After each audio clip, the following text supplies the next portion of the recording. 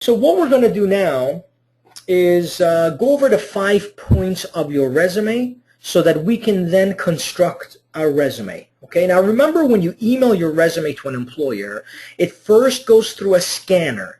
If the scanner does not recognize the content of your resume as a fit, it will scan you out.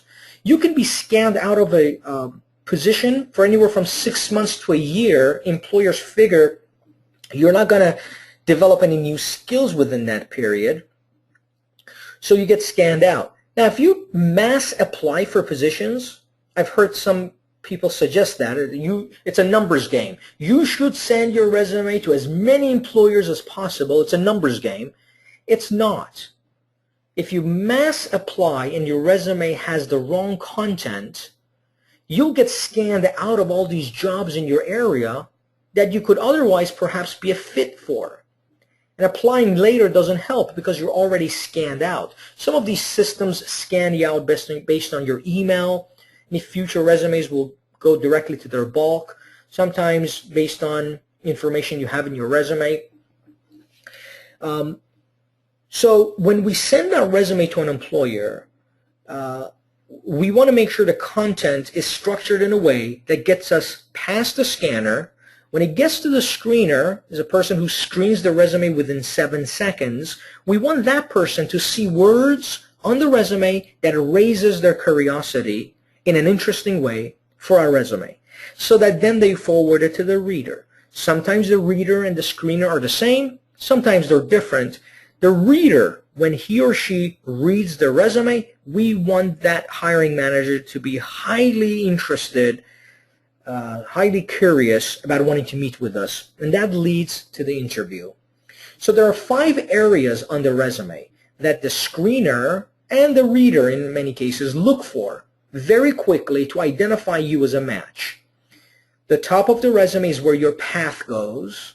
We have the title, we have the track record, we have the work experience, we have the miscellaneous, and we have the job description integration. So those are the 5 points.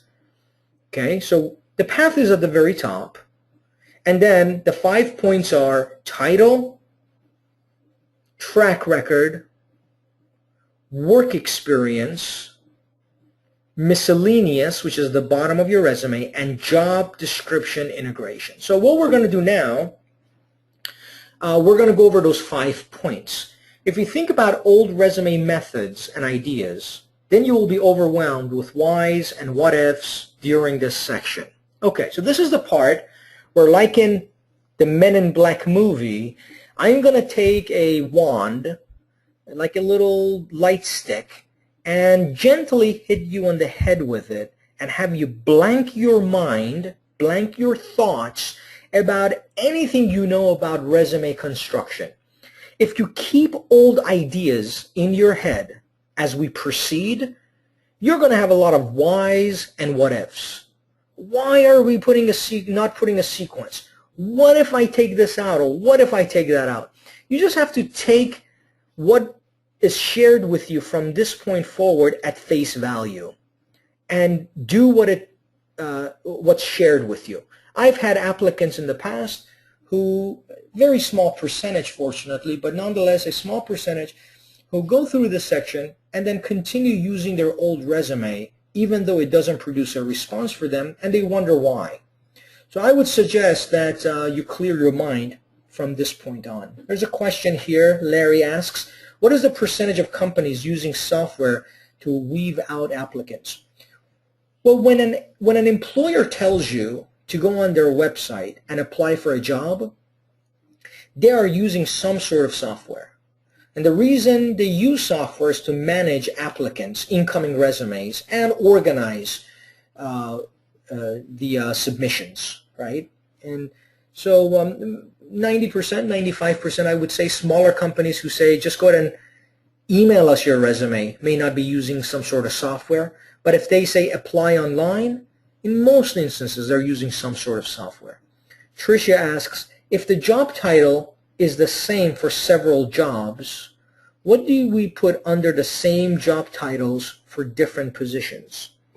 Tricia, I'm not sure you're using the job title for what reason. We haven't gone through that yet, what the job title means when we construct a resume.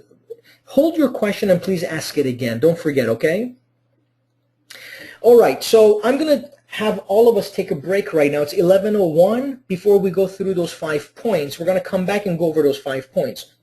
What I'd like you to do is go to the aggregator right now, because some of you are still in the search process, and today is when we've got to be pretty much done with the career path search. Some of you are still in the middle of your search, I can see from your exercises. So what I'd like you to do, if you would please, is go to anycouncil.org and go to the jobs aggregator right now during the break. And I'd like you to take the list of your soft skills that you haven't yet searched for. Search them in the aggregator and come up with a list of hard skills that I can then ask you about in today's session, because I don't want to end the session today without you having a list of hard skills that you can contemplate. I want to make sure if you have any questions, I can answer them for you as well regarding the job aggregator. So let's take our break. We're going to meet back here at 11:15. I'm going to give you an extra couple of minutes to do this search. So let's meet back here at 11:15.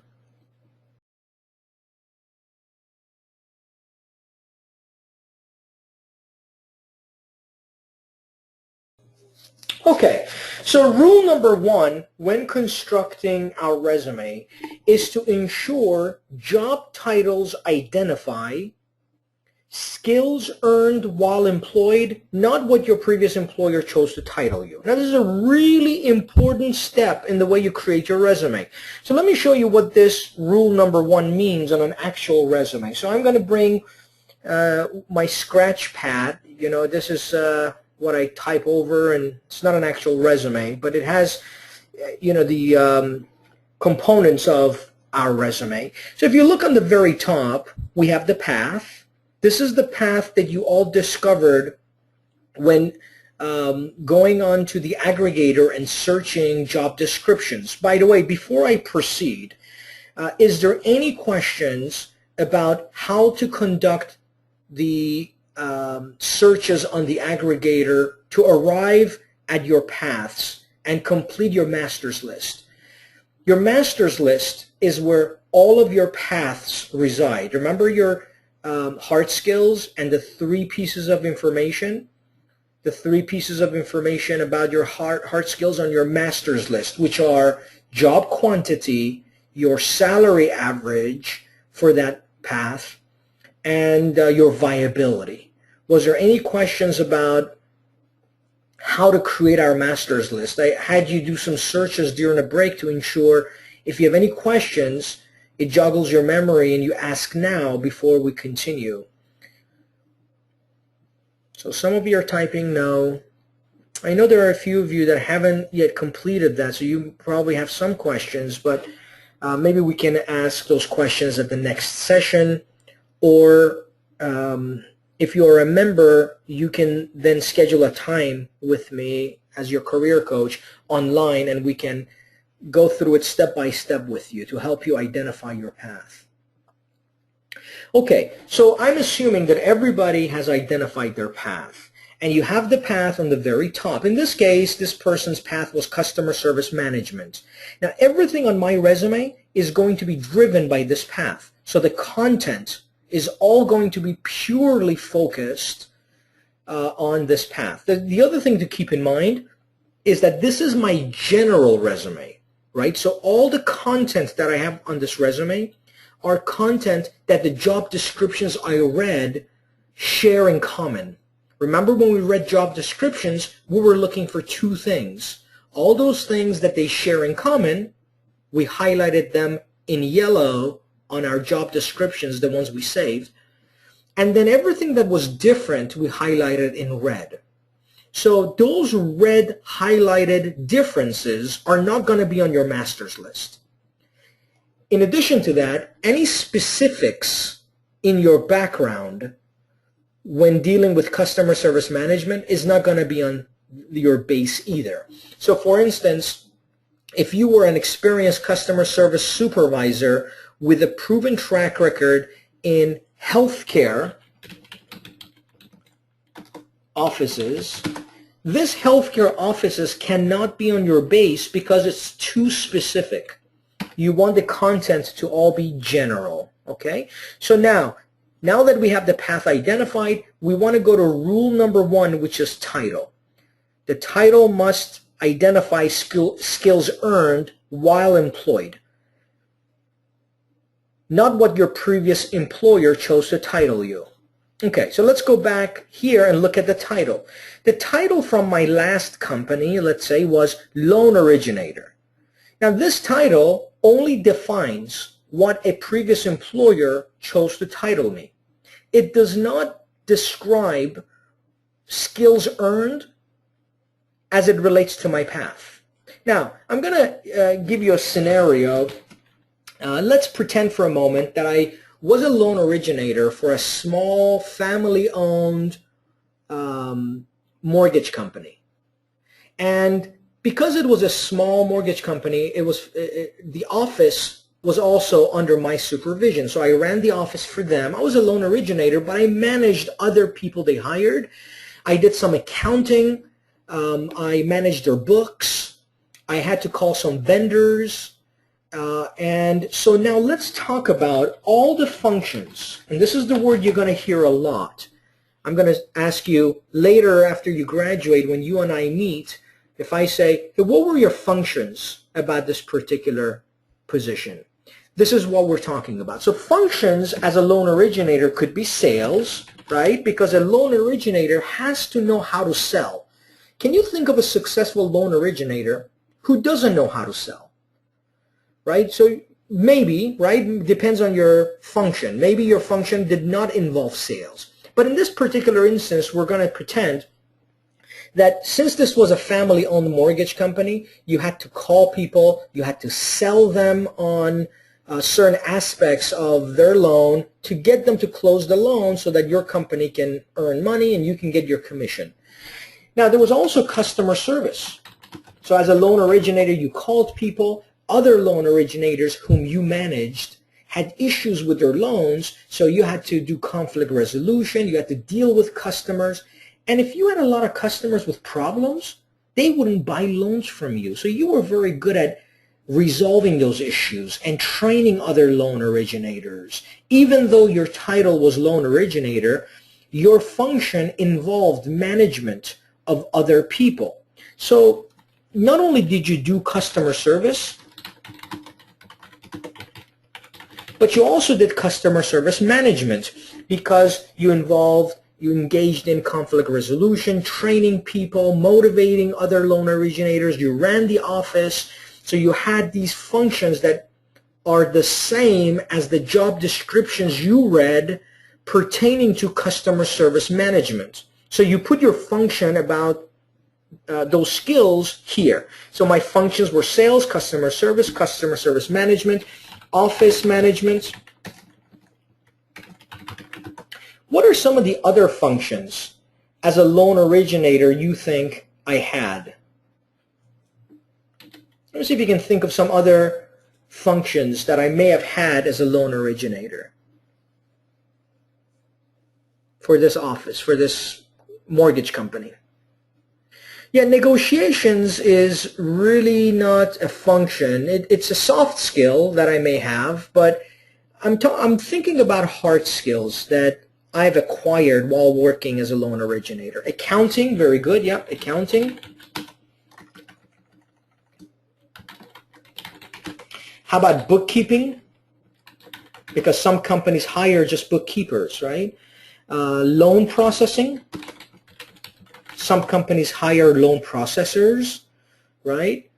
What if I did underwriting? Right? Maybe I did underwriting for this because it's a small mortgage company. Maybe I know underwriting too because that's what I did. Again, this is a hypothetical, right? We're assuming this person did these things. What else? So Ruben says use Excel software. Yeah, that's a soft skill, Ruben. We're talking about hard skills that this person acquired? Yeah, training, so a trainer. Maybe he's a trainer. How about sales manager? Because what a sales manager has to do is train salespeople, and those other loan originators at my office have to sell, so I have to do a lot of things sales managers do. How about a clerk? I'm also a clerk, right, for this company. Managing department budgets. Yeah, very good. But maybe that's a soft skill. I'm also managing budgets. Think in terms of hard skills. Receptionist. Very good, Sophia. Assist in signing loan docs. Yeah, maybe, but that's a soft skill or a subdivision of a soft skill, not really a hard skill. So you won't. I can't think of a company that would hire me as assisting in signing loan docs. Think of it in those terms. Human resources, maybe. Okay, that was Sophia. So human resources, maybe I hired people. I had to ensure that the hiring, the training, the recruiting, all of that was done properly. Maybe recruiting. Project manager, maybe. Again, this all depends on what commonality you saw in job descriptions about project management that you did for XYZ company, right? So maybe contract negotiations. Okay, I'm going to stop there. Good job, everybody. Good feedback.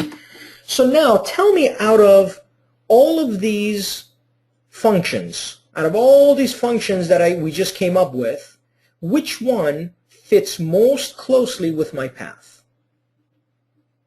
Which one fits most closely with my path?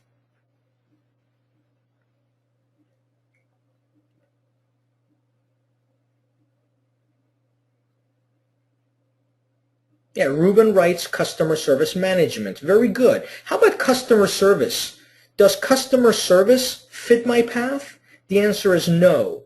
Customer service does not fit my path. Office management does not fit my path. The only one that fits my path is customer service management. Now you may say, well, what is the difference between customer service and customer service management? There's a very big difference. A customer service person is someone who gets a cubicle or gets some limited responsibilities, does not involve training, does not involve motivating, does not involve operations, office management, those things. It only involves limited work that deals with customers. You have to know customer service, conflict resolution, those kind of things, building relationships. But a customer service manager needs to know all of those things, and in addition to know how to train people, how to motivate people, how to manage processes or systems. Those are all very different from one another, so that we are not considered over or underqualified, but perfectly qualified. We must choose specifically the function that fits our path. Now, what we do is, instead of putting the word loan originator here, we substitute it with the function.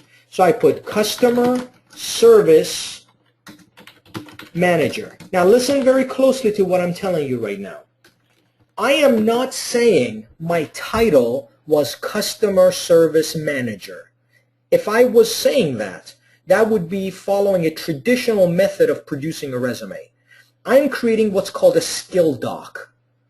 I'm producing a document that communicates something totally different than what we used to communicate. What I'm saying here on my title is that I worked for XYZ company and I acquired the skills of customer service management.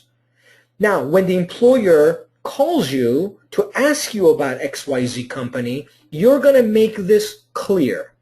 You're going to make it super clear.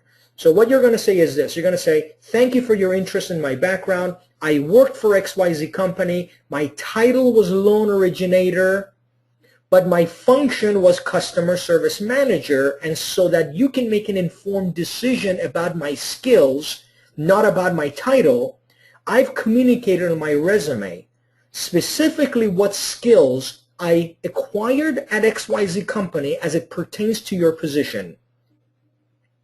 What I just said to you is exactly how you will communicate it to the employer. Remember, the key is communication. So on your resume, you're going to communicate what skills you acquired.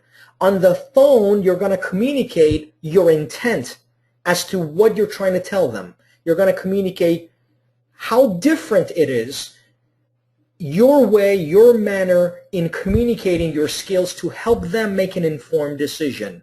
Then when you go to an interview, you're going to do exactly the same thing. You're going to say, as I told you on the phone, my title was loan originator, but so that you can make an informed decision about my background, I've communicated only those skills at XYZ company that pertains to this position. Now, if they say, well, did you do other things? You're going to say, yeah, I did a lot of other things. But what I have put on my resume is specifically what pertains to this position. Now, if they say, well, tell us about those other things, you can explain all those other things in detail, but it's irrelevant to this position. So I suggest you explain them, not in detail, but in general terms. So you can say, if they say, well, what are the other things you did as a loan originator? You say, well, I did customer service management, but I also did customer service, I did sales, I did office management. However, the bulk of my responsibilities as it relates to this position was customer service management. And let me tell you a little bit about what I did as a customer service manager. Notice how I just brushed over those other responsibilities. Now, you may say, well, wait a second, isn't that dishonest? This is when common sense comes in. Remember when we talked about integrity and common sense? If someone wants to know about baseball, if that's what their interest is, I don't talk about in detail about football and cricket and all the other crazy things I may do on my off time, because they are irrelevant to the conversation. So if I don't talk about those things, I'm not being dishonest. I'm just using common sense as to what's important.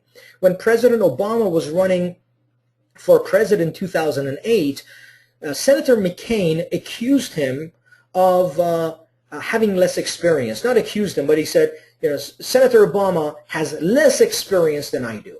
Now, was that a true statement? Of course it was. Senator Obama had far less experience than Senator McCain.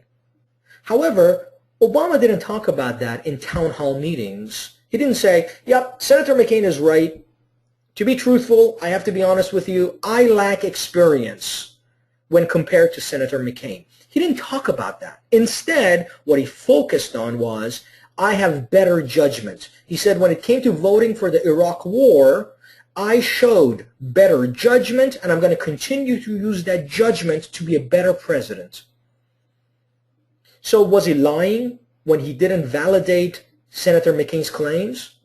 When he didn't say, yep, he's right, I have less experience in this area, in that area, he's right. All of these areas, he's right, I have less experience. Was he being dishonest? The answer is no. He was exercising common sense. James asks a question. You said networking is top priority. So on LinkedIn, I have my job list. I get some leads through this path. So if my resume said one thing and LinkedIn says another thing, do you think it's an issue? Absolutely. When we get to session 6, we're going to talk about how to construct your LinkedIn. And right now we're on the resume, right? So if we talk about LinkedIn, we're going 2 sessions ahead. So we'll answer that question, James. Please remember to ask it again when we get to it. Vonyeta asks, how do you get around the sometimes common phrase, you seem overqualified, or I don't think that might challenge you, especially when you are attempting to pursue other areas of your skill sets? Example in sales, but sold regionally and now want to sell locally. Some recruiters might think it's a step down. Yeah, Vonyeta, this is a really good point. The only time an employer would consider you overqualified or accuse you of not being challenged enough is when you communicate it as such. See, what we're talking about here, Vanyera, is exactly the solution to your question. If you put customer service here, Vanyera, and the job is asking for customer service management, what I'm communicating to the employer is that I know customer service, which is a step down, but I don't really know customer service management that well. That's the assumption that will be created by the employer. And remember, when we argue our case, we want to manage those assumptions. So I put customer service manager. I'm not, again, saying I was titled customer service manager. What I'm saying is I acquired these skills, and then my work experience will talk about exactly what those skills are. Now, let me make another last point about title, and then I'll move on. Remember title, as we communicated previously, traditionally, to represent what someone titled you, is really a poor way to communicate what you did. Think about this for a second. Imagine if Larry and I started our own business. If Larry and I started our own business and we hired James as a salesperson, and Larry and I, we are innovative people. So we created this company where we sold red chairs to businesses who had gray chairs. Let's say the whole city had gray chairs, but we invented these new chairs, this new color. We called it red chairs. And we had this special name for it, Red Chairs Maximum. I mean, it's beautiful, right? And people looked at them and said, well, these chairs are beautiful, Red Chairs Maximum.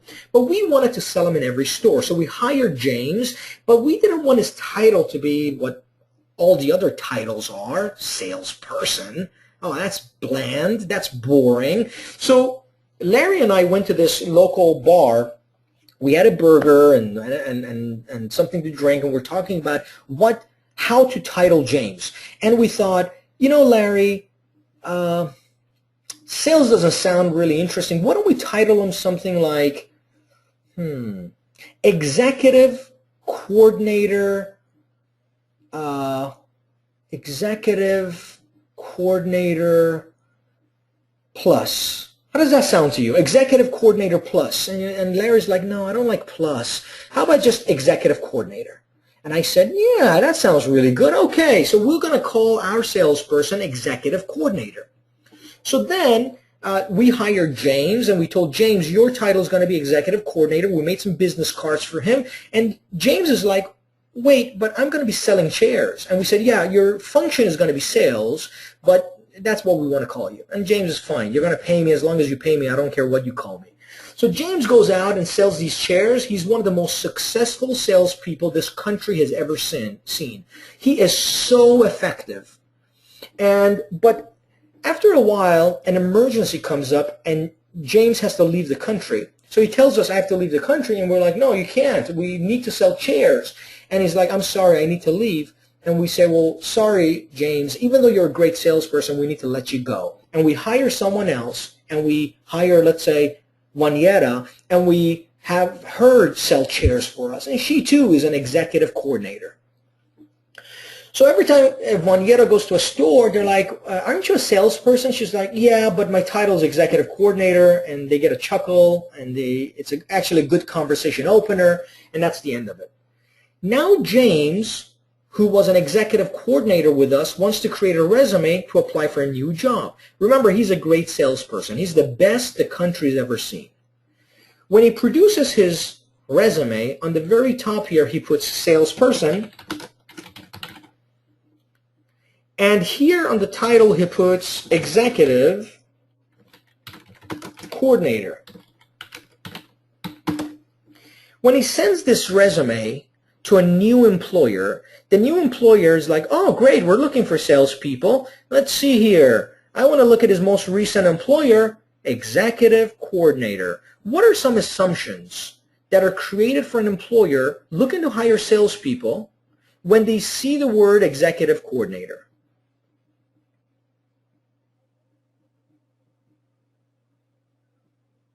Yeah, Tricia writes, working at a different level. Yeah, maybe a higher level. Maybe not qualified, Sophia writes. James writes, upper management. Larry writes administrative person. Mark writes the person will ask what is an executive coordinator? Yeah, they don't know what an executive coordinator is. Yeah, doesn't know anything about sales. Maybe there's an admin person. Ruben writes that he's more involved with management. Yet see how you're all coming up with a different assumption? See how your assumptions are all different from one another? One person said not qualified. One person said upper management. One person said, I don't even know what it is. So that's why it's a poor way of communicating to an employer, especially today when they don't get to meet with you first. They have to rely on the information on your resume to determine if they even want to meet with you. So when constructing this, your title, you don't want to use traditional methods and communicate what an employer titled you. Instead, you want to communicate the skills you learn. Any questions about rule number 1? We're going to move on to rule number 2 in just a second. Any questions?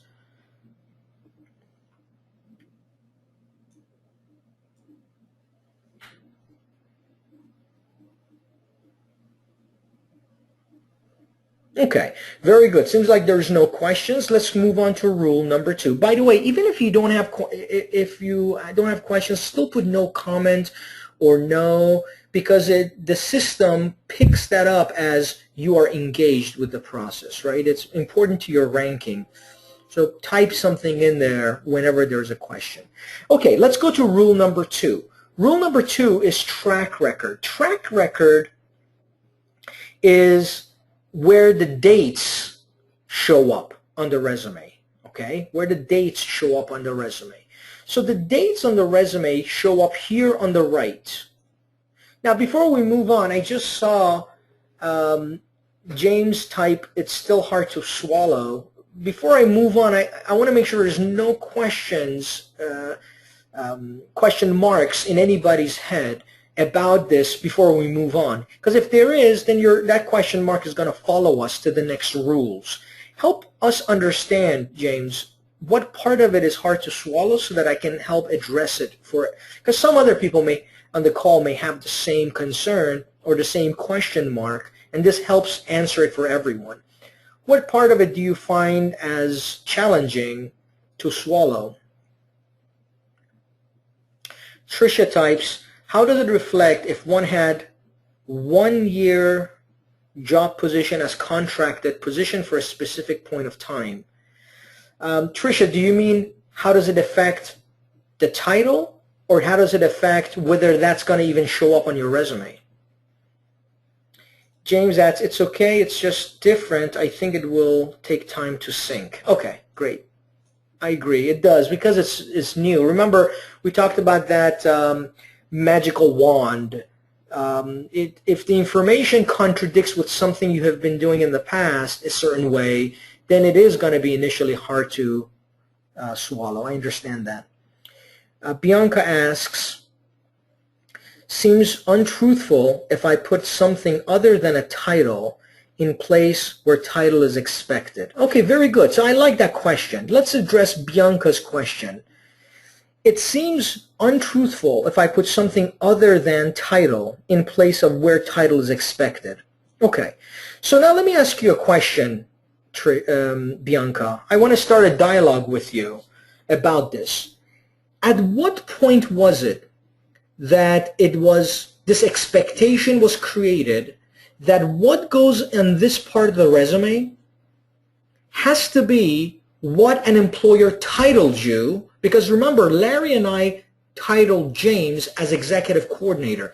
At what point was this expectation created for the employment community that what goes in here should only be what a previous employer titled you, even if it miscommunicates the information?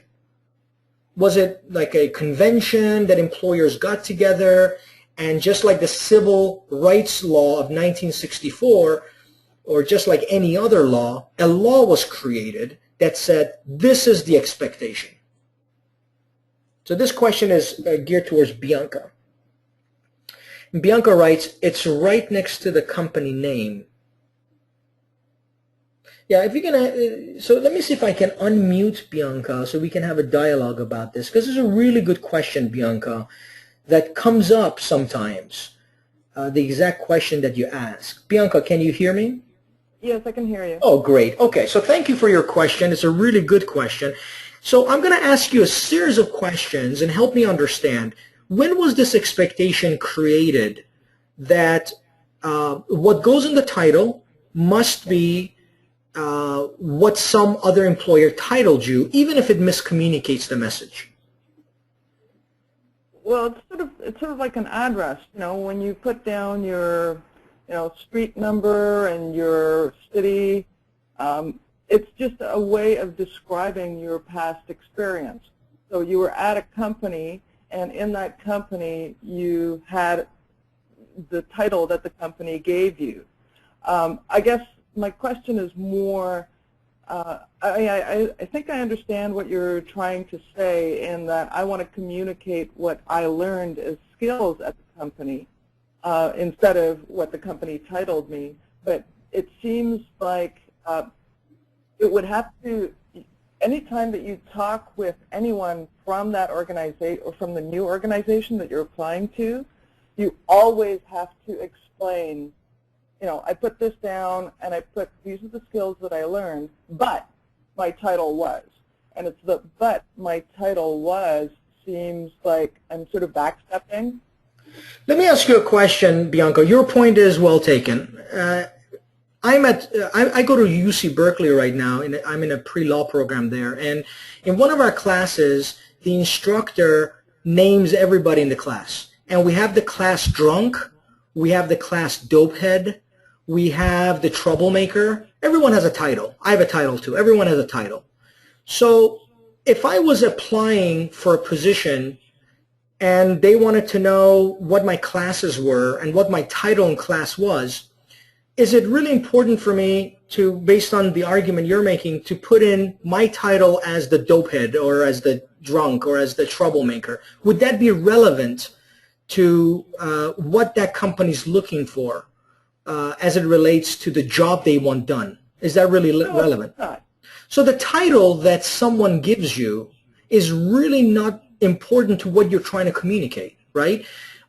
So if the resume is a document, so let me ask you the second question after that we solidify title is really not important. What is the job, the objective of my resume when I forward it to an employer? What am I hoping to accomplish? It's the phone call. It's the phone call, but at the same time, what am I hoping my resume does? I'm hoping it communicates my message in a way that helps them make an informed decision about me. Maybe the informed decision is, no, we don't really like you, or maybe the informed decision is we really like you. But that's what the resume is aimed to accomplish, right? Okay, but I would then ask the question back to you. Your previous example with the loan coordinator versus the sales customer service manager. Right. If I agreed with how you described it, and that's what the person actually did, or those are the skills that the person actually learned. But what do you do about the perception that customer service manager sounds like something a little bit higher than loan coordinator? And how do you get around the precept that you put to the new employer that I'm overinflating my title? Yeah, you remember you communicate that at the phone interview and in the in-person interview. So you send this resume with the aim of communicating your background in a clear, concise way so they can make an informed decision. Then when they call you to learn more about your background, the very first thing you disclose is the manner in which you're communicating your resume. And you may even say, the way I've constructed my resume is very different than what you may perhaps be accustomed to. Again, I don't want to make any assumptions. Maybe they're not accustomed to the old ways of doing things. But I want to say that I've done some things very differently on my resume to help you make an informed decision. For instance, when I worked for XYZ company, there I was titled loan originator, but my background included a number of things, including customer service management. And what I've communicated on my resume is precisely that. that my background is directly in line with what you're asking for in your job description, and here's how. So I disclose not only my title was loan originator, but also the fact that I've made these changes to help them make an informed decision. This is all part of the communication. See, we don't want to miscommunicate. We want to communicate in a way that's clear, concise, and it allows the employer to make an informed decision about our background. Does that make sense? Okay. Yeah. All right. This is kind of a new way of looking at it. Maybe yes, as someone else pointed out, this might take a little bit to sink in. It takes some time to sink in, but nonetheless, if you feel you are more truthful to follow a traditional method and put a title as an employer titled you originally, then go with that. This is just an idea. We're not saying this is what you must do. We're saying this is what you do to communicate in a clear way to an employer who doesn't have time to decipher how a loan originator translates to customer service management. Remember, they're not talking to you. You're sending them a resume. In your head, you're thinking, oh, I know customer service management. You send them the resume, but when they see the word loan originator, they're not reading what's in your head. They are concluding, wait, I don't understand. How does loan origination have anything to do with customer service management? Sometimes the scanner scans you out before you even get to the employer. We want to prevent miscommunication from occurring. So this actually, I like that point much better. It allows you to pass through the scanner more reliably. Yeah, it allows you to communicate your message in a way that gets the point across prior to them assuming things about you that are untrue. If they saw the word loan originator, they may assume you are someone who processes loan docs. And if that's all you were, then you must just put loan originator, right? But if you did all those other functions that we talked about in an effort to prevent miscommunication, then that's how you communicate it. Again, all of the reason I wanted you and I to have this engagement is because you're not the only one that thinks this difference could create problems, right? It doesn't create problems because I've seen this over and over again. Employers, in fact, appreciate you doing this for them. But when job seekers think it creates a problem, in a lot of instances, it's in their head. They're thinking, what if and why, when this information conflicts with what they know previously to be true. So thank you for having this conversation. I think it helped clarify it for us further. And I'm going to go ahead and mute you and answer some more questions that came. Thank you, Bianca. Okay, so some questions came through. Let me try to address these questions before we move on to point 2.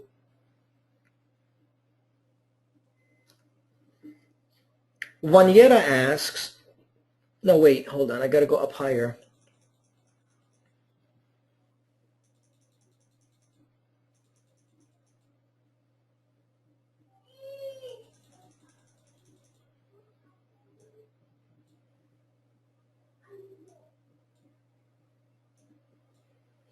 Okay, Ruben asks, what if you have a different position during the time you work for a company? I'm not sure what that means, so I apologize. If you can re-ask that question, please, Ruben. By the way, Tricia, in regards to your question was, how does it reflect if one had 1-year position as contracted for a specific point of time? We're going to talk about what to include on the resume and what not to include on a resume. And when we explain all 5 points, I think your question is going to be answered. Ruben asks, what if you have different positions during the time you work for a company? Yeah, I think by the time we get to the 5 points, that will be answered for you too. Larry asks, Fred, will you email the recording of this class to us? I would like to review certain sections again. You know, Larry, members get access to the recordings for session 3 and 4. And I think you are a member. I think I saw your name come through as a member. If you are, you'll receive it. Otherwise, sessions 3 and 4, we don't share the recordings too with participants. We save that as a privilege for members. Let's see, okay, different titles. Mark asks, it's based on experience. Any potential company can call your previous employer and ask what your title was. Yeah, they can ask what your title was. You've already told them what your title was. Larry, I understand her point about a misleading perception on the employer part. Yeah, I think we answered that question, Larry. And if you feel comfortable not doing it the new way, right, to do it the old way, then feel free to continue doing it that way. The consequence of that is miscommunication, right? So you put that information and they're going to have a wrong assumption about you ultimately. Bilal asks, what if the title or function is not relevant? What if the title or function is not relevant to the job applied for, like when changing the industry? Yeah, we'll talk about that. You know, this is a question that's, a lot of you will have personal questions about your specific situation. You may be in one industry, not know how to change the title. Those are all things we'll sort out after you graduate. So you and I will pair up. I'm your career coach. I'll help you get all of that sorted out. Bonyeta, so if you are responding to a job posting and a company is looking for a training manager, would you then use the base resume and enter training manager? During the phone screen, would you then indicate that your function was that of a training manager, and here's why? That's exactly right, Wonyeta. So let's say I was a salesperson, sales manager, okay, and then here I want to do training or trainer. Right? So, and as a sales manager, I did all kinds of training. I did motivational training. I did sales training.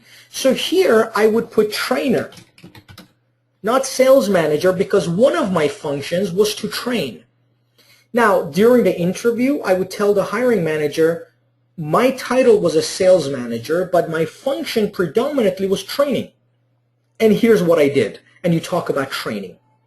Stephen Joseph, in a company, we wore many hats, but the title we communicate is the one the new employer is looking for or wants. Is that right?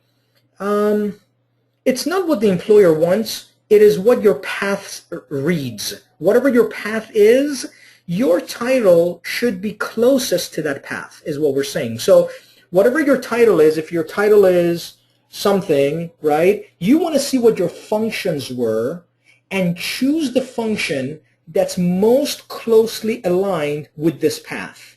It's all about function. So if you were a sales manager,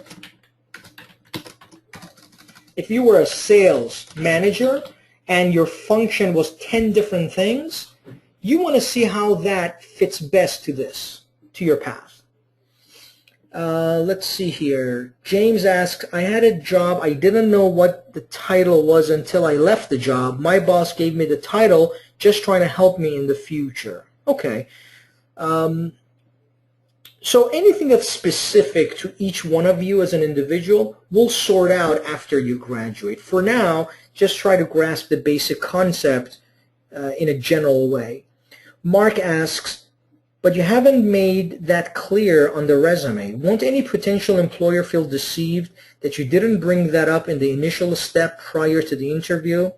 You know, I can't really vouch for employers, how they would think, what they would assume, or what they would perceive. All I can say is, in an effort to prevent miscommunication about my previous title, I'm going to communicate my resume in a clear, concise fashion. Now, if an employer receives that as a point of deceiving, then, and regardless of what I'm telling them, so if I say, look, this is what I did, my point is to get things across to you in a clear, concise fashion, if they are so committed to old ways of doing things that they are willing to stretch this as far as saying that I'm being deceptive, maybe that's not an employer I want to work for. And your point, Mark, about you haven't made that clear on the resume, your job from the resume is not to clarify every single point. Remember, our job from the resume is to raise enough curiosity to produce a phone call, not to get a job, not to get an interview, not to answer every question. It is just to raise some curiosity. So yeah, by design, you haven't made everything clear on the resume, but what you have done is you've communicated what skills you acquired at XYZ company, and then you're going to, in your work experience, as we'll get to in just a moment, show how you were successful at that organization.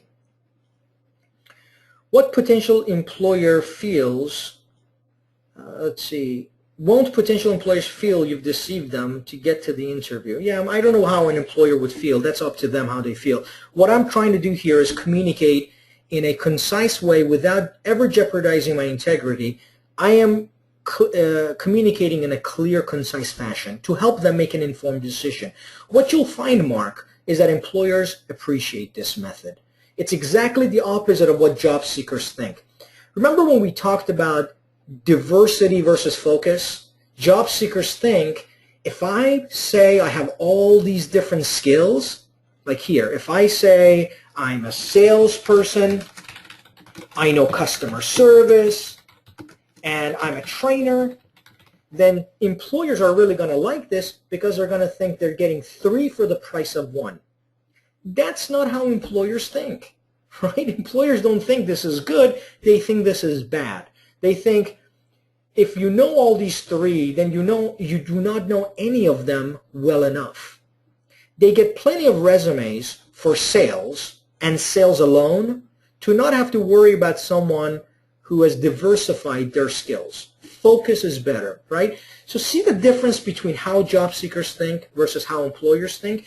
This is another example of the difference of how job seekers think versus employers. You all think employers will think you're being deceptive.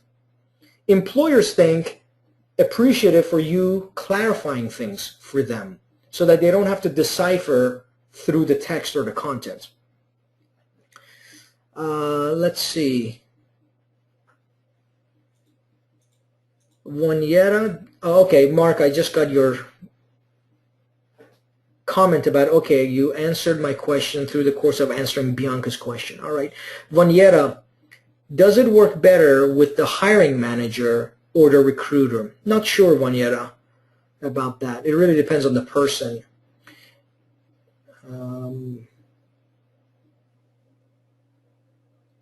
Larry asks, can you go with a title like customer service manager / loan originator? The answer is no.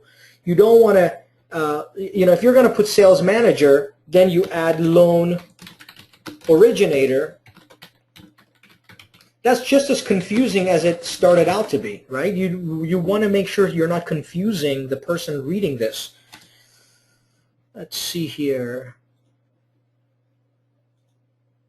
So to say my title is XYZ, it would almost be a lie. I'm not sure what that means, James. Let's see. I'm trying to get to every question here, so I'm sorry if I missed anybody's question. There's a lot of them here. We're almost done, though.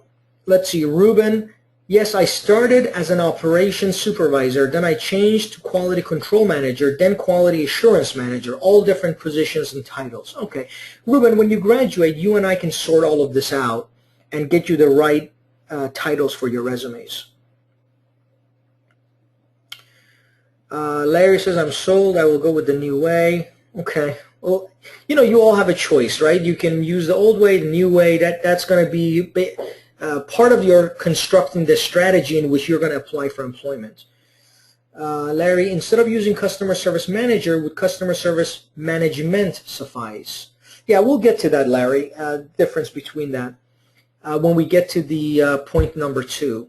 What about matching resume titles with titles that need to be entered in the company's resume tracking system? Yeah, I'm not sure about that, Bianca. Hold on to that question, and don't forget to ask it again when we finish all 5 points, then maybe that question would be answered. All right, it's now 12:03. We're going to take a quick break and come back here at 12:10 and try to cover the other four. We spend a little bit more time than normal on the first point, but we'll try to get the other four through before we end the session, okay? So let's take a quick break, and we're going to be back here at 12:10. All right, see you in just a moment.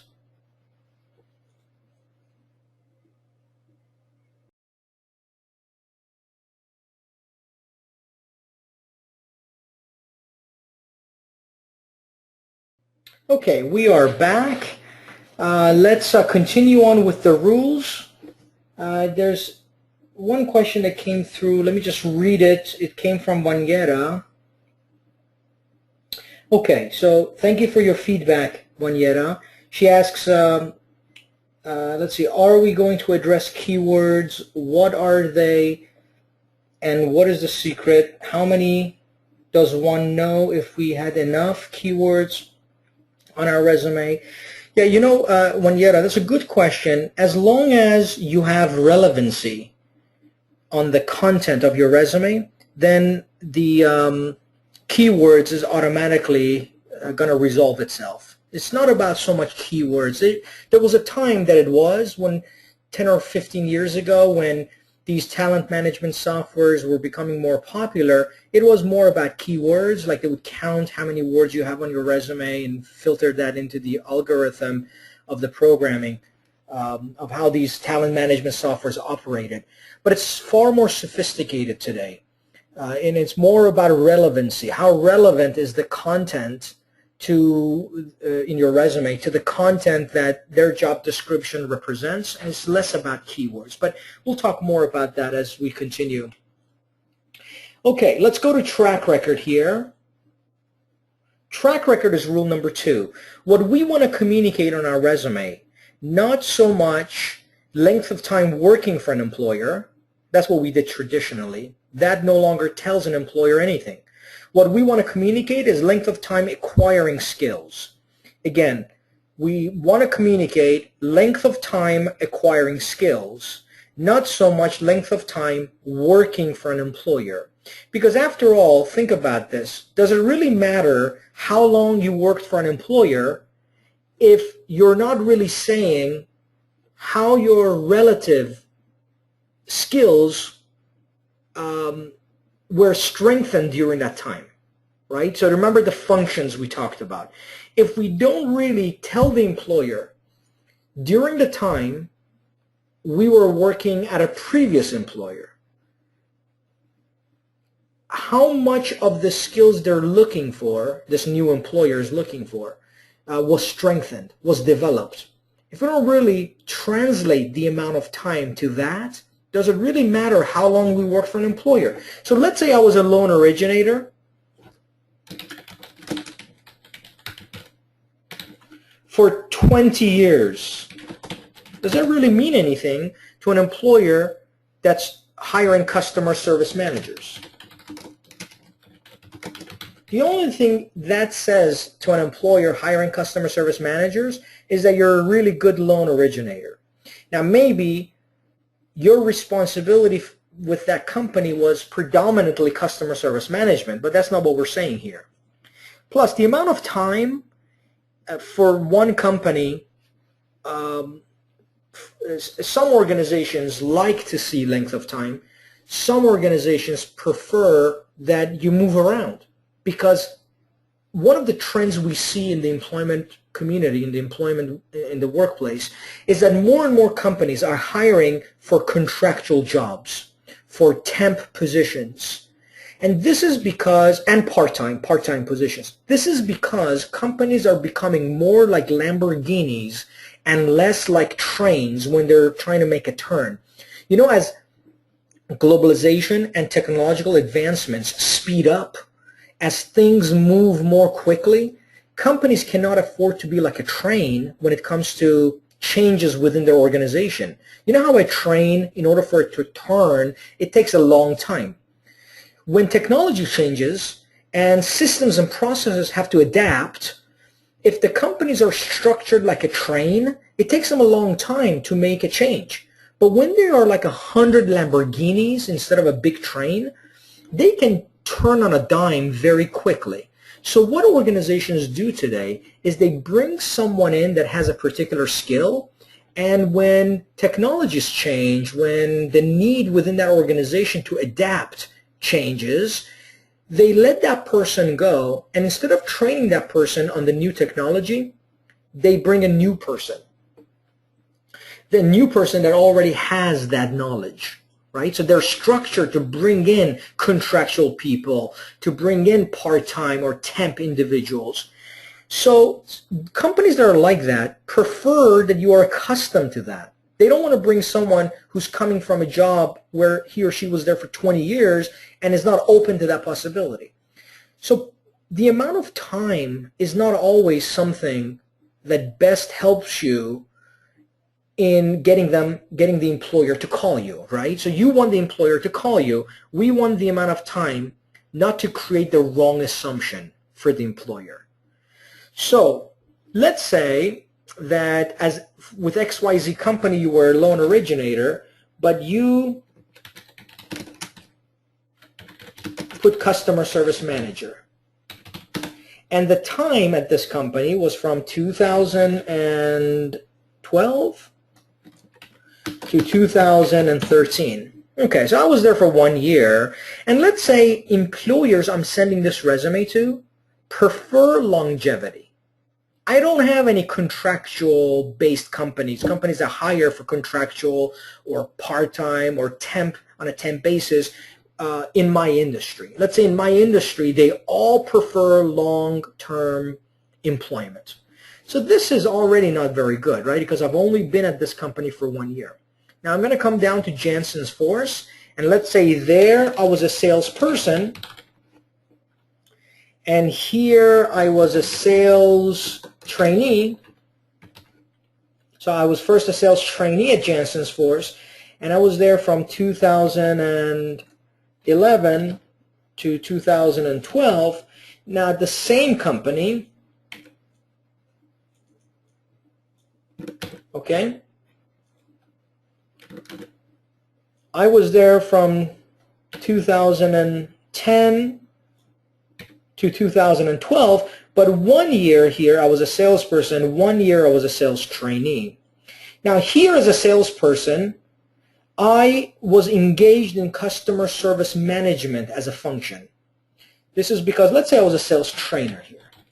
This is because as a sales trainer, I trained salespeople who were also customer service experts. They had to deal with customers for us to sell our products. So I was a customer service manager. Really, my function did involve that. Now, as a sales trainee, it did not. So to translate these, I can put customer service manager as my function. And here I can put customer service, because I didn't manage anyone during that year. During that year, I only dealt with customers. And then with ABC Company, I was a marketing specialist to start out with. And I was there from 2008 to 2010. Now, if you look at this, right? If you look at this, let's say I put these back to what they were. So I was a sales trainee here. I was a sales trainer here. And I was a loan originator here. Now notice, if I send this to an employer and they're looking for customer service management, as the employer scrolls through, they see I was a 1 year here, some position that has nothing to do with what they're looking for. I was 1 year here doing sales. It's not what they're looking for. In fact, they don't want customer service people who know sales. They want customer service people who are not salespeople, because somehow salespeople turn off their customers. So immediately as they see this, they see me as a non-fit, non-match, even though as a sales trainer I was great at customer service management. Then here, again, 1 year. Now you can see how this is an unappealing resume for customer service management. But when I change the titles here to what I had originally changed them to, now you can see as I'm looking at this customer service manager and I scroll down, the title is appealing, but the time period is not. The title is appealing, but the time period is not. Same thing here. And the marketing specialist definitely is not appealing. Now, how could I have translated this? Well, the way I could have translated this is if I was a marketing specialist where I drew marketing or advertising material. Let's say I was in some office, I drew advertising material, never dealt with customers. But then I was so good at drawing effective advertising pieces that when these advertising pieces were put on billboards and in magazines, our phone would ring off the hook. And our customer service people dealt with those customers that came through. I was the person who communicated the message to get customer service people to get those calls. So I was indirectly dealing with customer service people. And as long as I can argue that, as long as when talking to the employer, I can say, I was a marketing specialist, but I was creating advertising pieces that produced phone calls for customer service people, and those customer service people dealt with those customers, I could perhaps argue customer service support. Again, you have to be able to argue how is it that as a marketing manager you were customer service support. And we're pretending for a moment, just for the sake of this exercise, I was able to argue that. And let's say my time here was 2000 and I forget what I had here. 9. What did I have here? 2010, let's say 8 to 2010. Now when you look at this resume, it is an interesting resume other than the dates. Now, how can I fix these dates so that it is more appealing, so that it doesn't look like I was jumping around from one employer to the next? By the way, there are people whose resume looks exactly like this, but they weren't really jumping around. For instance, they may have started with ABC Company, and that company folded. Then they got a job with Jansen's Force, but as you can see, I moved up within Jansen's Force. I wasn't employer hopping, job hopping. But then Jansen's Force took all of their whole factory manufacturing. They took it to India. They moved out of the country, and now again I didn't have a job. And then I started with XYZ Company, and they too folded. I mean, talking about bad luck. Right? I'm not someone who jumps around from one company to the next. It's just I had bad luck.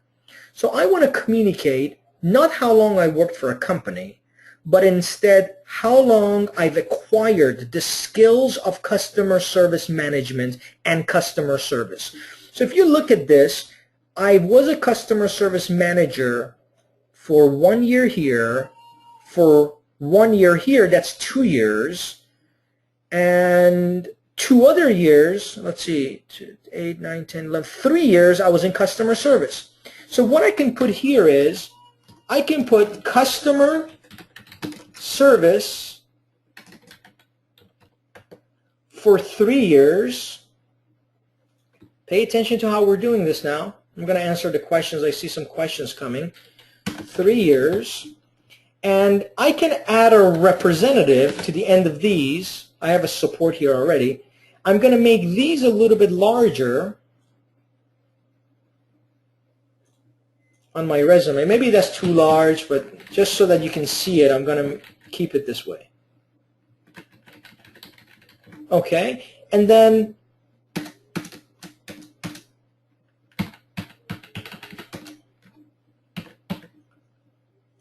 hoping that my document cooperates with me. Okay, so I'm going to remove this.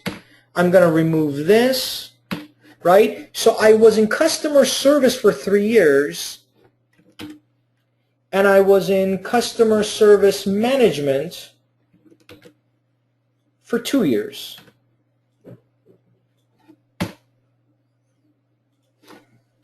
I can actually say customer service. I can say customer service 5 years. Or I can break them up into customer service management and customer service. Okay, so I would just take this out. I could break them up, or I could just do it this way, right? So you can see here that when someone's looking at my resume, they see customer service manager. I've been in customer service for 5 years. I was a manager. I acquired manager skills here. I acquired manager skills here, and I did customer service before that. Okay, so that's what we do with dates, what we call track record. Any questions about track record? There's other ways to do this. Every person in this call has a different situation. So when you and I meet after you graduate, I will help you with this. I will help you sort out your titles and your track record. But for now, so don't ask any questions about your own particular situation, but ask general questions. If there are questions about you in particular, I'm just going to skip through them if you don't mind, and we'll address them for each person individually when we meet after graduation. Mark X, except how you know that those sales were due to your marketing materials. How do you prove cause and effect? Well, if you can't prove it, Mark, if you can't prove that remember, you don't prove arguments. There is no truth when you argue something. It's just a better argument over a poorer argument, right? When you go to court, it's never about the truth. It's about which side can have a better argument. And based on that, they change the laws, right? A judge can say, well, you have a better argument, so I'm going to rule in your favor. And you end up changing laws in a lot of instances, what we call common law, right? Not legislative law. Because you made a better argument, not because something was true and something was false. When you're talking to an employer, it's no different. It's not about what you can prove is true. It's about how you can make an argument. So I can say all of those advertisements that I did, I was so good at communicating the message that our phone for customer service rang off the hook. And so I supported our customer service in that way, in that if I didn't communicate our message effectively enough, customer service wouldn't have received those calls, and they wouldn't have been supported in the way I supported them.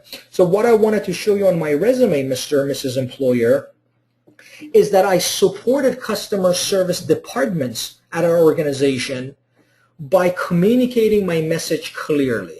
Now, if the employer is some crazy guy or gal and they say, oh, prove it, or show me that then maybe that's not an employer I want to work for. If they're really going to scrutinize things just to make a point, then we're not really talking about what's important, which is how my skills can help you achieve your organization's ultimate goals.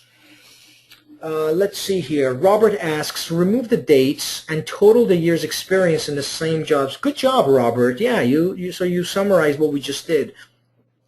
Tricia, do you put the words laid off or business closed on the resume? Now, Tricia, this is a really interesting question. Let me ask you this, Tricia. If you don't, would you be lying? Let's say you were laid off, and you don't put the words laid off on your resume, would you be lying? And the answer is, good job, Tricia. Yeah, no, if it's using common sense, right? It's nobody's business whether I was laid off or I was fired. Now, if an employer asks me that question, it's not customary for employers to do that. But if they ask me that question, I would answer it truthfully as yes. It's not something I would put on the resume because it's irrelevant to our objective. Our objective is to get a call back. Whether I was laid off or the company was closed is irrelevant to that objective. What's relevant is how my skills are directly aligned with that company's job description or requirements. James asks, for this example, let's say you had 10 years as loan originator, but you only have 7 years as customer service management. Would you state you have 7 years relative experience? Well, what you do there, James, is if as a loan originator you had no customer service management experience, and this goes back to Trisha's question. Let's say I worked here as a loan originator.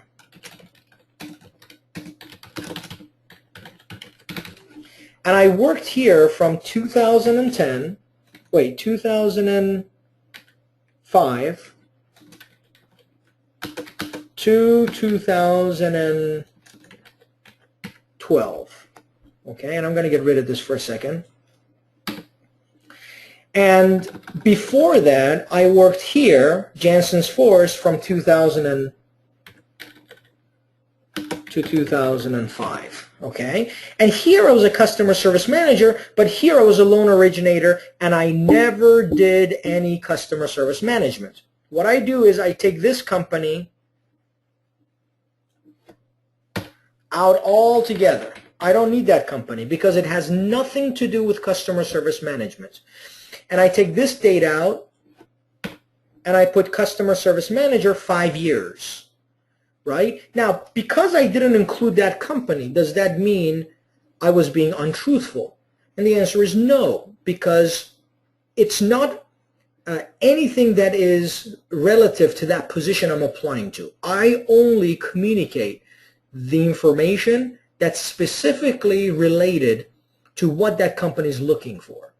Now, during the interview, if they say, well, when did you work for Jansen's Force? I will say, I worked for Jansen's Force from 2005 to 2000 and whatever the date was, I forget. And I've done all kinds of other things afterwards and before that, but I haven't included those on my resume because they have nothing to do with what you've requested for this position. Now, if they say, well, we'd like to know what else you did, I say, great. I worked for XYZ company. I was a loan originator. The amount of time that I invested with that organization gave me a lot of other skills that can help with your organization, like the ability to build relationships and negotiations, as you've asked for in your job description, but I didn't do any customer service management skills. And the reason I'm applying for your position is because while I was with Jansen's Force, I had the best time and I was most productive, and that's why I'm applying for your position, is because this is what I want to do for the rest of my life. I know I am an asset to customer service management. Although I did loan originations for that period, it's not something I want to go back to. I want to be in customer service management. Notice how I'm arguing for that point.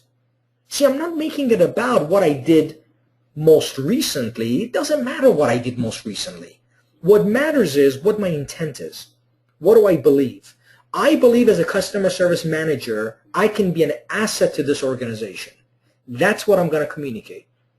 Now, what if I don't believe I can be an asset to this organization? Would I then still apply for a customer service management job? And the answer is no.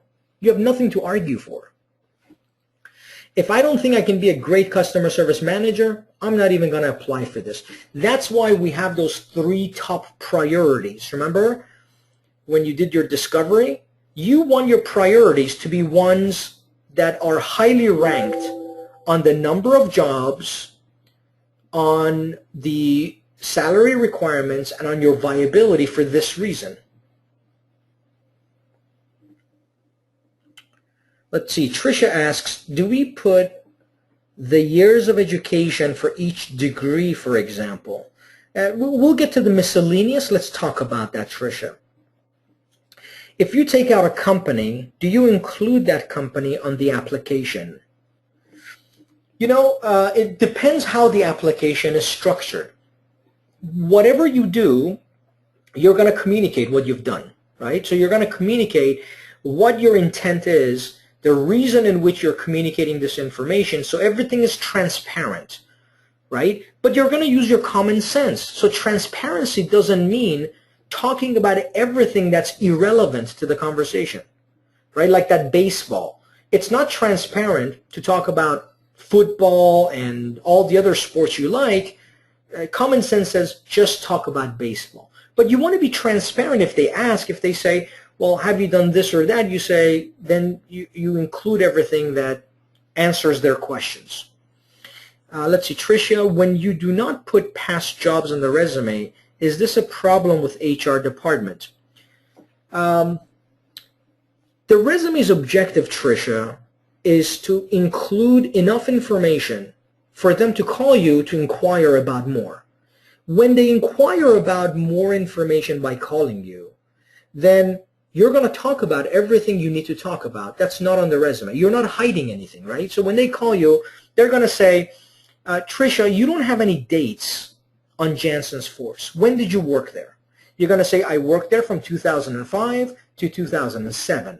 Now, I've done other things, Mr. Employer, Mrs. Employer, after that and before that. But the way I've constructed my resume is to communicate to you only those things that are relevant to this position. Now, if you'd like to know about other things I've done, I'll be happy to share them with you, but they are irrelevant to this position. I have acquired these skills that you see on my resume. That is what I want to do for the rest of my life. I want this to be my career. I'm very good at it. I can be an asset to your organization. And so I've included only those things that you've asked for on my resume to help you make an informed decision about my background. So I'm being totally clear about what I've done. Now, if they say, okay, well, tell us about those other things you've done, or do an application that shows everything else you've done, then you can include everything else because they've asked for it. But you want to make sure you are in a position to argue your point and not put everything on your resume prematurely before you can argue your point, right? You want to get the call and give yourself an opportunity to speak about your background in a way that argues your point. And then if they have questions, they can ask and you can answer those questions. I think job seekers are so concerned about not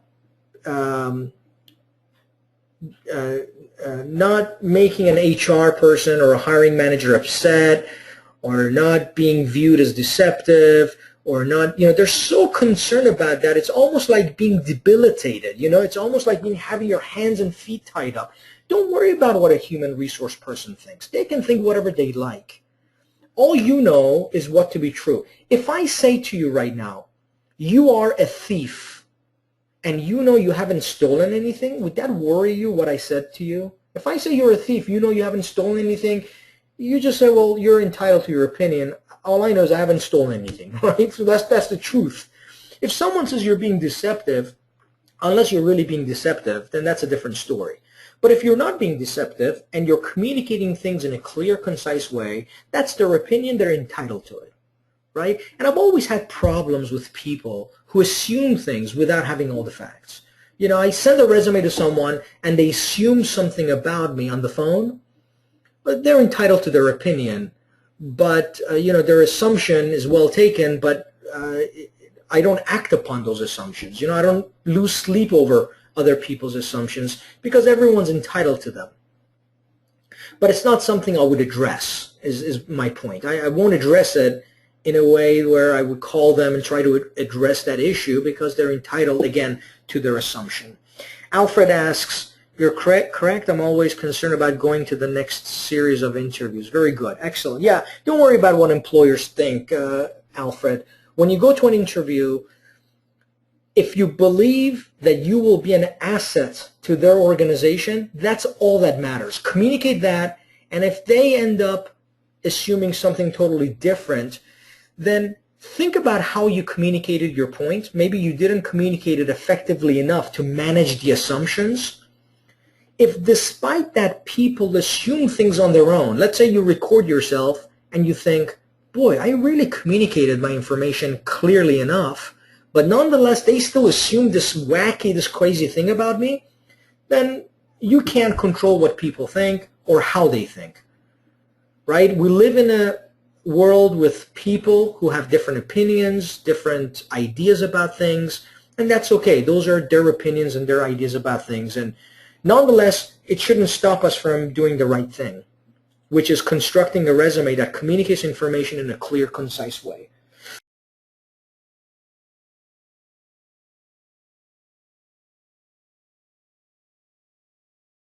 let's see, rule number 3, work experience.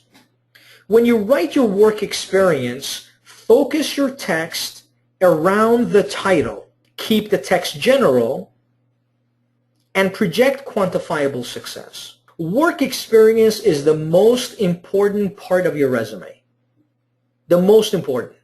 I've heard some people suggest to job seekers in the past, you should leave the work experience out and just include accomplishments because the employers don't have time to read all that you did for an ex-employer. Boy, I got to tell you, that's such a bad advice.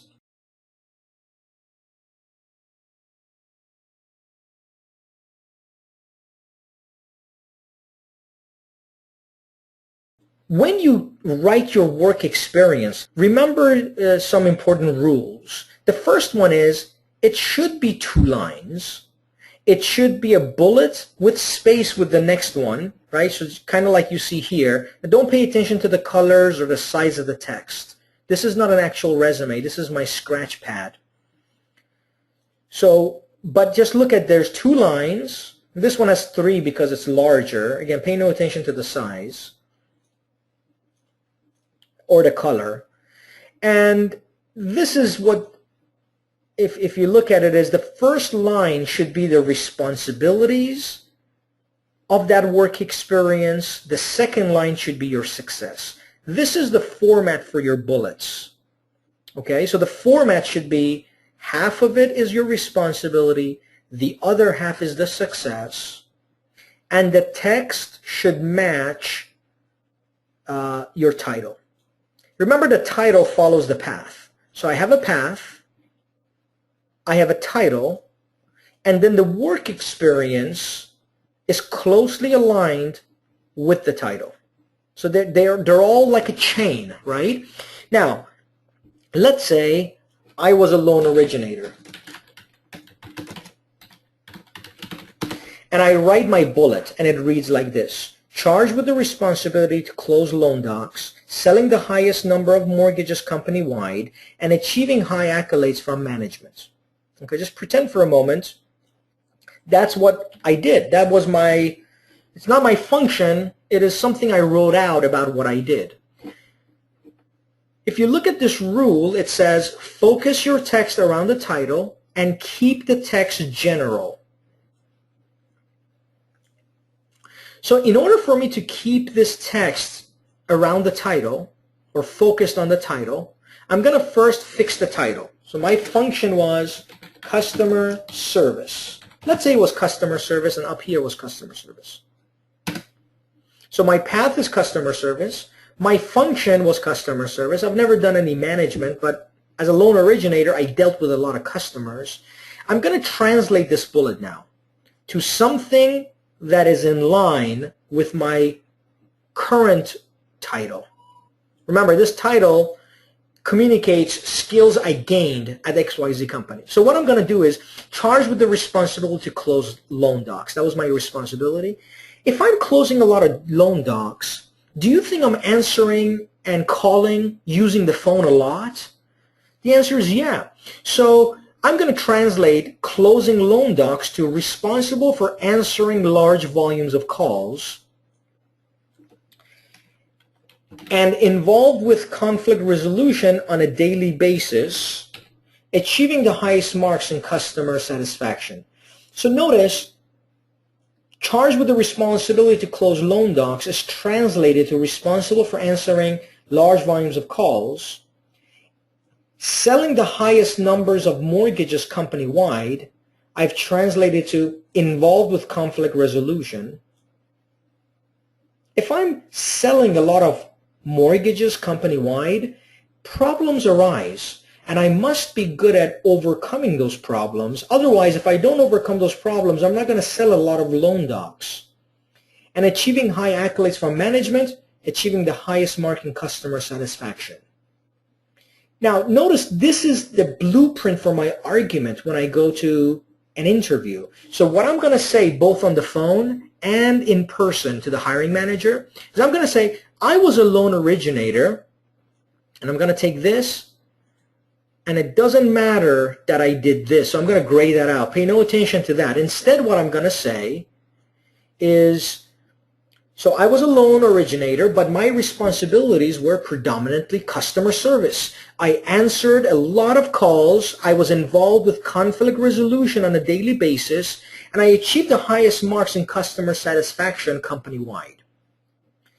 Now, if everything I just told you was true, notice I'm focusing the conversation on how being a loan originator at XYZ company is even related to what this company, looking for customer service people, how it's related to this company and what they're looking for.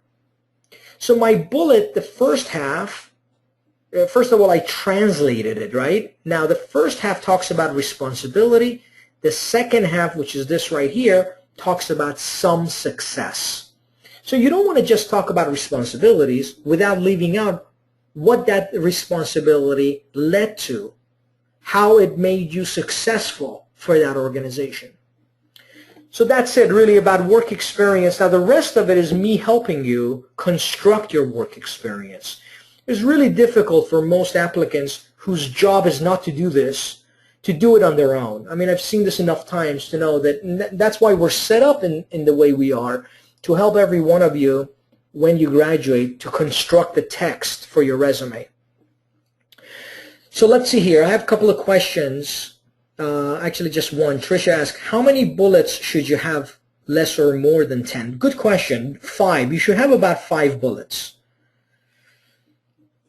Now, this is an example right here. If you say, I ran a marathon, right? That's a responsibility. That doesn't really say anything to the employer. But if you say, I ran the Los Angeles Marathon, preparing 6 months in advance and achieving every goal set during training by being among the top 1,000 who finished the race. See, when I say that, I'm saying I trained for it for 6 months. That speaks to my commitment. I achieved the goal and finished the marathon, speaking to my perseverance, right? And so without saying I have perseverance, without saying I'm committed, just by talking about the work experience, I've already resolved those issues in the employer's mind. Is this person committed? Is this person someone who has perseverance? I've already answered those questions just through that one bullet. Not only did I talk about my responsibility, not only did I include my success by finishing the race, but I've also answered other questions like I'm committed and I'm dedicated and I have perseverance. Okay? Again, work experience is something I know most of you need help with because it's difficult to translate what you did into what the employer wants. And we have a lot of experience on how to help you with this. Also, we have a database of thousands of resumes from different industries that we can send you to from applicants who have translated already the information in their industry. And that's something that we share with those of you that are members. You already know that it's something that we share with all of you. Okay, any questions about work experience? Actually, I'm running out of time, so let me hold off on questions. You're more than welcome to ask them, and if there's time, I'll answer them at the end.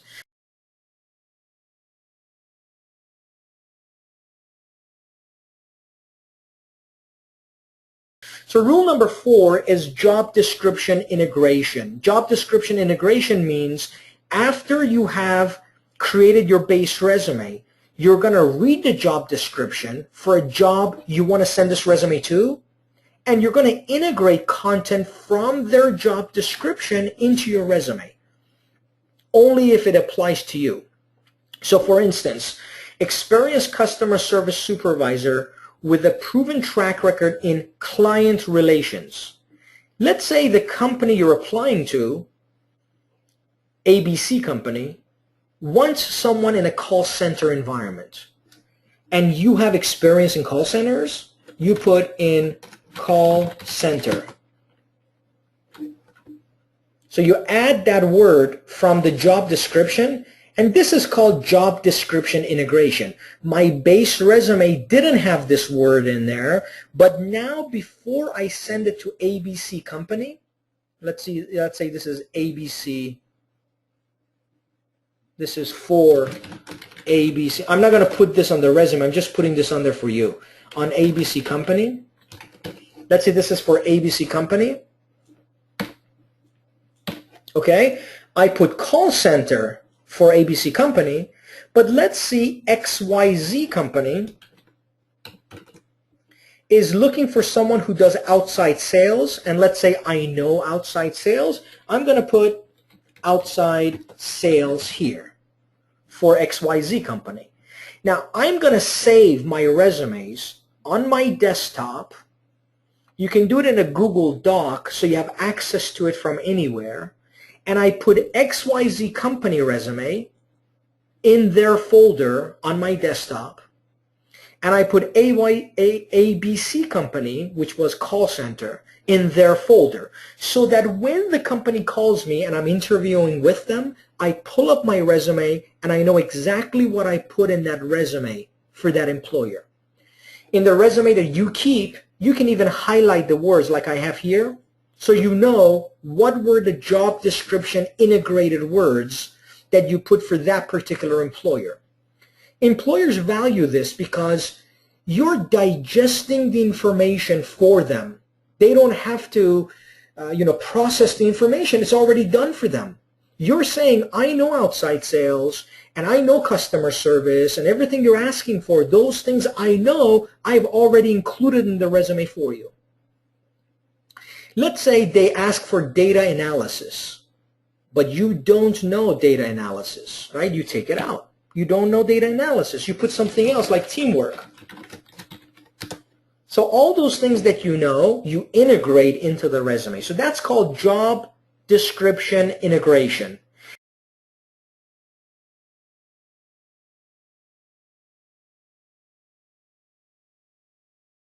And then finally, miscellaneous is where the miscellaneous content of your resume goes. Your education, licenses. Now be very careful with licenses or courses you've taken, in that if you've taken a course that has nothing to do with what that employer is asking for, let's say you have a course in religion and this is not a job that worries about religion, for instance. Not that it's a bad thing, but it's just you want to manage the assumptions, right? You don't want to have someone assume. Let's say if you put the Catholic school of whatever, or the Islamic school of, or Christian school of whatever, that employer's religion, whatever it may be, may conflict with what you put on. And why even put it on there if it may create the wrong assumption, right? So because your resume is there to manage assumptions, you leave those things out. I'm not saying now if you're applying for the Catholic, if you're applying for the Catholic-based party, let's say it's an independent party, political party, and they're all Catholics, and you went to a Catholic school or some Catholic education of some kind, right? Maybe it helps you, you put it on your resume. So, but if it doesn't, you're not sure if it helps you or not. So the point is, the miscellaneous content is all the miscellaneous stuff, including your education, and you want to manage assumptions. If you have a loan, if you have a mortgage license and a real estate license, I had a job seeker who said, Fred, I want to leave those on my resume because it shows an employer I'm always looking to learn more and better myself, and so I want to leave it on my resume. So my question to him was, why do you think that an employer will look at that information and think you're bettering yourself or improving yourself? And he said, well, I'm sure that that's what's going to happen because when they hire me, they're going to think I'm going to use that desire to learn their job, to learn their processes and whatever is required for me to be successful. Now, on the surface, that sounds plausible, right? But in reality, it's so untrue because that's not how employers think. Some employers may look at your real estate license if it doesn't apply to them, right? They may think, you got a real estate license, you couldn't make it work. You got a mortgage license, that was a no-go, and now you're trying us. Other employers may think, all right, so you have a real estate license and a mortgage license. If we hire you and it doesn't work out, you always have those licenses to fall back on. Do we want to risk training someone who may leave us down the line? That's how employers think, right? So you want to manage the wrong assumptions if you have some license or some education or some class you went to that you think may help you. You want to really ask whether it's actually helping you, okay? I'm going to end the session here. We went over the 5 rules. We're going to review them again in the beginning of the next session, session 5. But now you can start your resume. You can actually play around with it. And those of you that would like me to look at your resume, send me your resume and we would look at it next week. Those of you, we always give priority to members and then graduates next, right? So and some of you had asked about the membership. So I'm going to quickly just cover that. You all have a code that expires, I think, in about a week. And the way to become a member, you go to anycouncil.org, and the membership is a free membership for 12 months when you donate to Project Hope or Hero to Hire. So it's a donation to either one of these projects. Some people donate to Hero to Hire, some to Project Hope, and we will give you a free 12-month membership when you make that donation. And we're really in great need for donations to Project Hope right now for our child homelessness effort.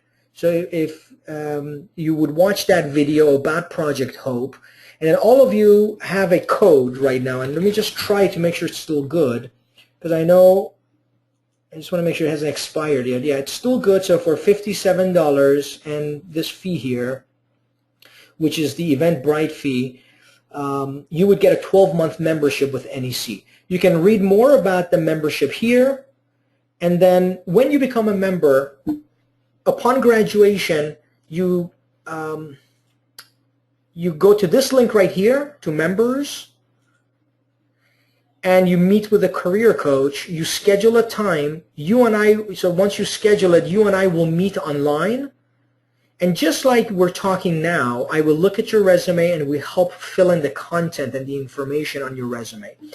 That meeting is with other job seekers who will then learn from what we did. You will view other job seekers, they will view you, and you will learn from each other. So I'm going to answer any questions that's left over right now, and then we're going to end this call.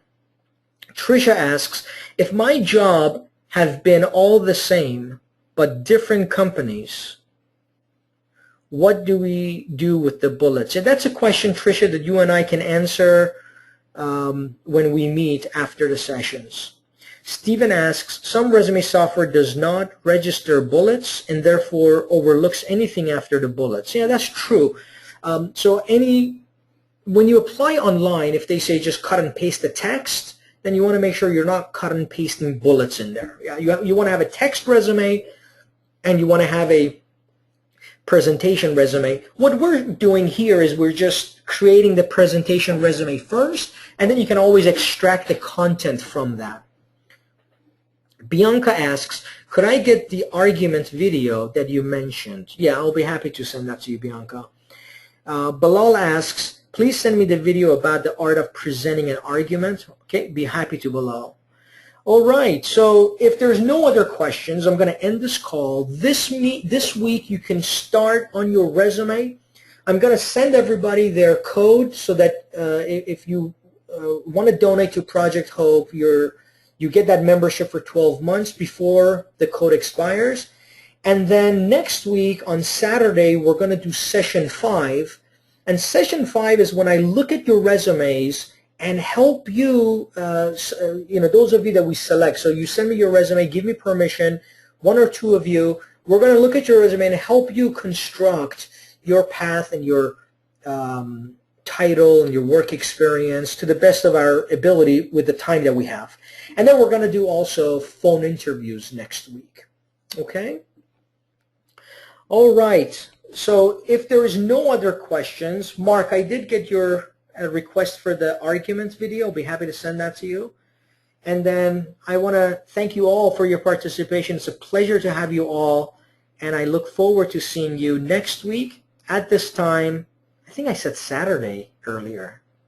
Monday. Today's Monday. We had a class on Saturday that ended a couple of days ago. So yeah, next Monday. If I said Saturday, I apologize. Next Monday, I look forward to seeing you at 10 o'clock in the morning right here to go over session 5. Take care, everyone. Have a great rest of your day. Bye-bye.